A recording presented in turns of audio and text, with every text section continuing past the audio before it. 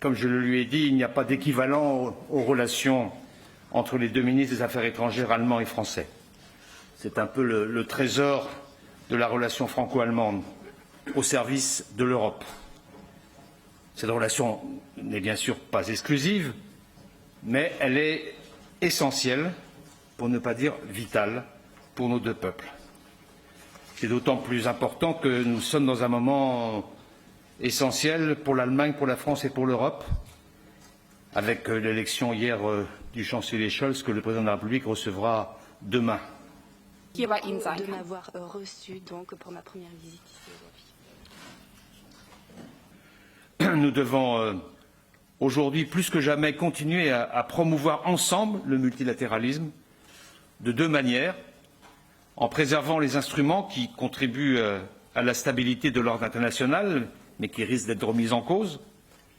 C'est ce qui se joue dans les négociations en cours avec l'Iran, où nous sommes tous deux vivement préoccupés de la dynamique négative actuelle, et nous ne ménagerons aucun effort pour que le traité de non-prolifération soit préservé et conforté. Nous le faisons aussi en agissant collectivement avec le soutien de l'Union européenne et des Nations unies. La question du boycottage des Jeux olympiques, boycottage politique des Jeux olympiques de... Enfin, nous avons évoqué la situation en Ukraine, dans un contexte de mobilisation militaire russe à ses frontières. Il faut rechercher la désescalade, et nous saluons de ce point de vue l'entretien entre les présidents russes et américains. Mais il faut la rechercher sur la base d'une absence de naïveté et d'une recherche permanente de l'unité européenne, puisque nos divisions seraient en elles-mêmes porteuses d'instabilité à nos frontières. Dabei zu versuchen, auf europäischer Ebene Atomenergie zur grünen Energie erklären können. Faut-il organiser encore cette année un nouveau rencontre dans le format normal? Sur la question ukrainienne, d'abord je me réjouis qu'il y ait eu contact entre les présidents Biden et Poutine.